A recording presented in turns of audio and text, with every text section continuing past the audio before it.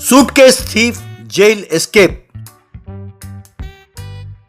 जबलपुर के जंगलों में एक चोरों का गुफा था। चोरों का सरदार राजन सिंह और उसकी पत्नी नवनीत कौर वहीं रहते थे।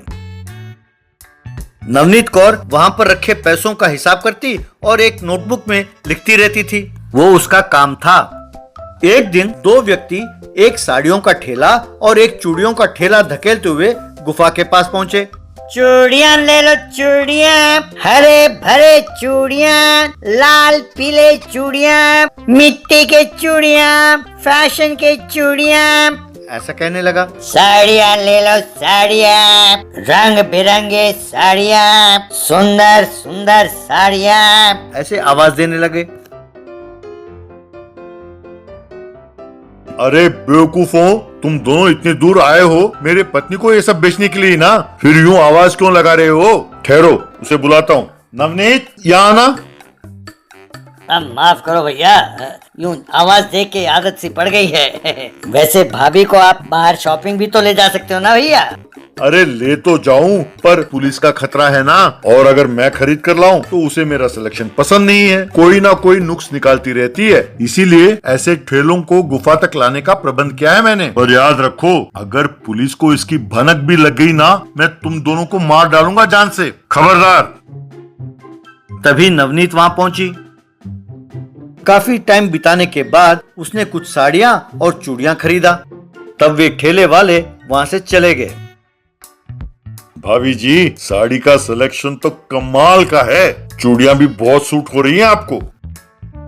ये क्या डिजाइन है भैया, बस जो वो ठेले वाला लाया उन्हीं में से चुनना पड़ा। अरे ये जीना भी कोई जीना है?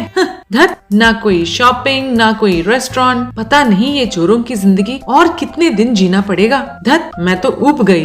अरे भगवान, ऐसे क्यों बुदबुदाती रहती हो? और कुछ दिनों में हम अपना धंधा बंद कर देंगे और इन पैसों के साथ कहीं चले जाएंगे और आराम से जिएंगे। तब तक तुम थोड़ा सब्र कर लो। अब स्टील के बर्तन बेचने वाले के आने का टाइम हो गया है। तुम तब तक अंदर जाओ और एक बढ़िया सा चाय बना कर लाओ। वो अंदर चली गई। एक दिन एक बहुत बड़ी चोरी करके सारा पैसा और जेवर गुफा में रखा। मेरे प्यारे चोर भाइयों, अब तक जो हमने चुराया है वो काफी है। अब हम कहीं और जाकर साधारण व्यक्तियों की तरह जिंदगी बसर करते हैं। मैं आप सबको पैसे देता हूँ, आप सब आराम से जाकर कहीं जिंदगी बसर करें। यूं सब चोरों ने उससे पैसे लिए और वहां से चले गए। तब राजू सिंह अपनी पत्नी से, अरे सबको जाते हुए देखकर बहुत दुख हो रहा है। ये हम चोरों का प्यार है। उनके साथ गुफा से जेल तक और जेल से गुफा तक का जो सफर है वो मैं कभी नहीं भूलूंगा। अरे ये आपका सेंटिमेंट ऑइंटमेंट ये सब डायलॉग बाजी बंद करो और आगे क्या करना है ये सोचो। अब हम कहाँ जाएंगे और कैसे जाएंगे? वैसे आपका क्या प्लान है? अरे वही तो बताने वाला हूँ मेरी जान। ये देखो, ये जो दो सूटकेस है ना, एक के अंदर मैं सारे पैसे रखूंगा और दूसरे सूटकेस में मैं छिप जाऊंगा। इन दो सूटकेसों को तुम स्कूटर पर रखकर टोंक को पार करो। उस चेक पोस्ट के पास बहुत होशियार रहना। चेक पोस्ट पार करने के बाद हम एक कार लेकर गोवा में जाकर आराम से रहेंगे। इस तरह उन्होंने पैसे और गहने एक सूटकेस में रखा। राजू सिंह दूसरे सूटकेस में लेट गया। उन दोनों सूटकेस को लेकर नवनीत स्कूटर में जाने लगी। रास्ते में पुलिस का चेक पोस्ट आया। वहाँ पर साड़ी बेचने वाला भी अपने ठेले के साथ खड़ा था। एक लेडी कांस्टेबल साड़ी देख रही थी। अरे रुको रुको मैडम रुको, कहाँ जा रहे हो? साहब, ये तो मेरे कपड़े हैं, 6 महीने के लिए अपने मायके जा रही हूँ। सूटकेस के अंदर बैठा राजू सिंह टेंशन में सुन रहा था। ठीक है जाओ। लेकिन उसने स्कूटर को रोका और साड़ी के ठेले के पास आई। क्यों भैया साड़ी वाले, उस लेडी कांस्टेबल को तो आप बढ़िया बढ़िया साड़ी दिखा रहे थे, पर तुम मुझे हमेशा पुराने साड़ियों के मॉडल ही दिखाते थे। क्यों, हम पैसे नहीं देते हैं क्या? सूटकेस के अंदर बैठा राजू सिंह सिर पीटने लगा। ऐसी कोई बात नहीं है भाभी जी, मैं ऐसा क्यों करूँगा? कई बार आपके पास पहुँचते पहुँचते मॉडल्स खत्म हो जाते हैं भाभी जी, और कोई बात नहीं है। और परसों तुमने एक साड़ी दिखाया और कहा कि चांदनी फिल्म में श्रीदेवी ने इस साड़ी को पहना था, लेकिन वो साड़ी श्रीदेवी ने नहीं, साजन फिल्म में माधुरी दीक्षित ने पहना था। तुम मुझे ही उल्लू बनाना चाहते हो? मैडम, आप इसकी बातों का यकीन न करो, ये झूठ बोलकर साड़ी बेचता है। भाभी जी, गलती से फिल्म का नाम गलत बोल दिया होगा, मुझे माफ कर दो। बस इतनी सी बात के लिए आपने मुझे धोखेबाज कह दिया। अगली बार आप जो साड़ी मांगते हैं वही ला कर दूंगा, ठीक है भाभी जी? सूटकेस के अंदर बैठा राजू सिंह अभी इसको साड़ी का सौदा करना था। अरे भगवान, जल्दी से यहाँ से चलो कहकर अंदर कोस रहा था। इतने में तेज हवा चली और स्कूटर से सूटकेस गिर गए। एक सूटकेस के अंदर से सोना और पैसे बाहर निकले। ये देखकर सब हैरान हो गए।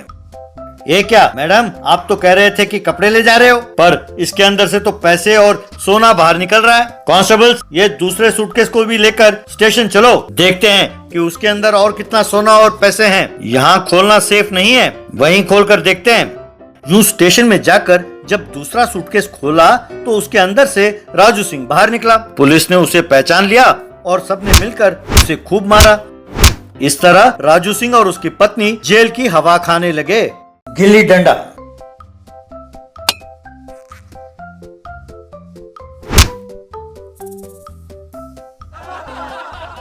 मिर्जापुर गांव में वैलेंटाइंस डे के संदर्भ में गिल्ली डंडे का मुकाबले का प्लान कर रहे थे आयोजक संचालक। इस साल वैलेंटाइंस डे के संदर्भ में गिल्ली डंडा प्रतियोगिता का आयोजन करने का फैसला हमारी कमेटी ने किया है। यूं तो हर साल वैलेंटाइंस डे के दिन मर्द औरतों को गिफ्ट देते हैं, वो इसके लिए बहुत पैसे खर्च करते हैं, पर बेचारी औरतें वे भी चाहती हैं कि अपने पति और बॉयफ्रेंड्स को गिफ्ट खरीद कर दें, पर उनके पास पैसे नहीं रहते। तो इसलिए इस गिल्ली डंडा प्रतियोगिता में जो भाग लेंगी उसको जीतने वालों को पैसे मिलेंगे। तो उसे खेलिए, जीतिए और अपने पार्टनर को बढ़िया सा गिफ्ट खरीद कर दीजिए, कहकर ऐलान किया। तो मीचापुर की औरतें भाग लेने के लिए आगे बढ़ी। गिल्ली डंडा का खेल शुरू हुआ। सक्कूबाई, सावित्री, विशालाक्षी, अनुसुईया, यूं बहुत सारी औरतों ने आकर खेल में भाग लिया। यूं हर गली से औरतें आने लगी। अरे क्यों सावित्री, तुम भी गिल्ली डंडा खेलने आए हो? तो तुम ये खेल जीतकर अपने पति को गिफ्ट खरीद कर देने वाली हो क्या? हाँ दीदी, अब तक मैंने मेरे पति को एक भी गिफ्ट नहीं खरीदा है। ये सुनकर मजाक उड़ाते हुए सक्कूबाई, क्या गिफ्ट खरीद कर देने वाले हो अपने पति को? एक फुल बोतल दारू? पूरा बोतल पीकर तुम्हें जानवरों की तरह पीटेगा। मैं तो रोज देखती रहती हूँ ये तमाशा। तुम लोगों की लड़ाई हमारे लिए टाइम पास है। तुम लोगों की लड़ाई टीवी सीरियल से भी बढ़िया एंटरटेनमेंट करती है। ये सुनकर सावित्री, ठीक है दीदी, क्या कर सकते हैं। मेरे पति तो बस पीकर आकर मुझे मारते हैं और मुझसे मार खाते हैं, पर तुम्हारे पति तो पीकर सड़क पर लड़ाई छेड़ते हैं और घर तक लाते हैं उन लोगों को। और उसके बाद जो तमाशा तुम्हारे घर के सामने होता है वो तो बस देखते ही बनता है। वो टीवी सीरियल्स नहीं, पूरा फीचर फिल्म है दीदी, बल्कि उनसे ज्यादा। ये सुनकर सक्कूबाई, उफ, इसने तो नेहले पर दहला मारा है। ये बहुत भोली बनती है, बहुत खतरनाक बातें करती है ये। मैं भी देखती हूँ ये गिल्ली डंडा कैसे जीतती है। किसी तरह इसे हराना होगा। गिल्ली डंडा के बहाने गिल्ली से इसका मुंह तोड़ती हूँ। यूं मन में सोचकर, पर बाहर से सक्कूबाई, ठीक है, अब रहने दो बकवास। यूँ बातें ही करते रहेंगे या खेलेंगे भी? वहाँ दिखाते हैं किसमें कितना दम है, कहकर दो टीम में बट गए और टॉस किया। सक्कूबाई ने टॉस जीता और हिटिंग चुना। गिल्ली को एक खड्डे में रखा और जोर से एक मारा। गिल्ली यूं हवा में उड़ने लगा। सावित्री ने झट से उसे पकड़ लिया। बस सक्कूबाई आउट हो गई। दीदी आज जल घगरी छलकत जाए, बस ये कहावत अभी अभी मैं सुन के आ रही थी दीदी। तो इसका मतलब क्या है दीदी? क्या आप इसका मतलब जानती है? ना बहना, मैं इतना अक्लमंद कहाँ हूँ। मैं तो दुनियादारी से अनजान हूँ, दुनियादारी जानती ही नहीं। तुम सक्कूबाई से पूछ लो, वो बिल्कुल सही बताएगी। ये सुनकर जलती हुई सक्कूबाई, क्यों री, तुम लोग मुझ पर ताने मार रहे हो ना? अब तुम लोग आ जाओ हिटिंग के लिए। पहले ही आउट ना किया, मैं अपना नाम बदल लूंगी। तो फिर क्या नाम रखोगी? सक्कूबाई से कक्कूबाई रखोगी?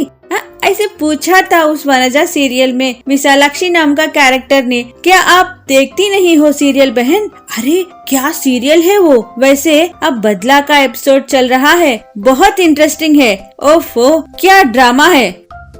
ओए, जो भी बोलना हो तो मेरे मुंह पर कहो। यो सीरियल की बहाने मुझे गाली देने की जरूरत नहीं है। जब इतना हिम्मत ही नहीं है तो ये खेल पे क्यों आते हो खेलने? चलो अभी खेलो, मैं तुम्हें बताती हूँ। कहकर कैश पकड़ने के लिए तैयार खड़ी थी। सावित्री हिटिंग के लिए तैयार थी।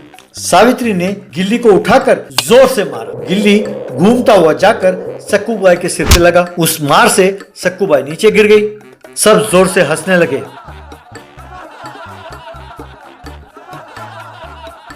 अनजान बनकर सावित्री दौड़ती दौड़ती गई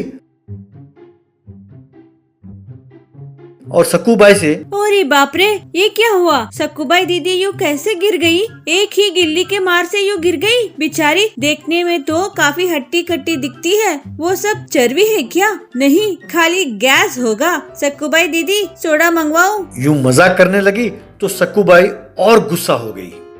लगता है ये खेल में नहीं जीतने वाली हूँ। लगता है इसके मुझे बहुत मार पड़ने वाले हैं। हे भगवान, अगर मैं वाकई में पतिव्रता हूँ, इसे आउट कर दो भगवान। कहकर भगवान को प्रार्थना करने लगी। क्यों दीदी, और चोट ना लगे, ये प्रार्थना कर रही थी क्या भगवान से? कहकर फिर से गिल्ली को जोर से मारा। वो गिल्ली हवा में यूं घूमता हुआ सीधा सक्कूबाई के पास गया। सक्कूबाई कैच पकड़ सकती थी, पर फिर भी उसने डर के मारे उस कैच को छोड़ दिया। वो गिल्ली जाकर पीछे ही खड़े एक पुलिस अफसर के कमर में जाकर लगा। उस मार से वो पुलिस अफसर हाय रे कहकर गिर गया। ये देखकर सक्कूबाई खुशी के मारे, अच्छा हुआ, अब आएगा मजा। ये पुलिस वाला इसको जेल में डाल देगा और खूब मारेगा। कहकर खुश हो रही थी कि तभी पुलिस वाला आया। ये किसने मारा था मुझे इतने जोर से गिल्ली से? बेचारी सावित्री डर रही थी। यही सर, इसी कमबख्त ने मारा था। इसी कलमोई ने बहुत जोर से मारा था सर। बस पुलिस वाला उसके पास गया और धड़ाम से उसके पैरों में गिरकर सावित्री को प्रणाम करते हुए, सावित्री बहन, कई सालों से मैं कमर के दर्द से तड़प रहा था। आज तुम्हारे इस गिल्ली के मार से वो मेरा कमर दर्द ठीक हो गया। बहुत बहुत शुक्रिया बहन। इसके लिए मैंने कितने हॉस्पिटल के चक्कर लगाए थे। मैंने बहुत पैसे खर्च किए थे। ये लो बहन, ये पैसे रख लो। तुम मेरे दर्द दूर करने वाली देवता हो। तुम्हारे फोटो को घर पर लगाकर हर रोज उसकी पूजा किया करूंगा बहन। कहकर उसके हाथों में पैसे दिए। उसे देखकर सक्कूबाई का मुंह खुला का खुला रह गया। तब गिल्ली डंडा के ऑर्गेनाइजर्स माइक पकड़कर, इस साल के प्रतियोगिता में सावित्री जी गिल्ली डंडा खेल का प्रदर्शन किया और चैंपियनशिप जीत गयी। कहकर उसे मैनेजमेंट ने पैसे दिए। उन पैसों से सावित्री ने अपने पति के लिए एक नया बाइक खरीद कर दिया।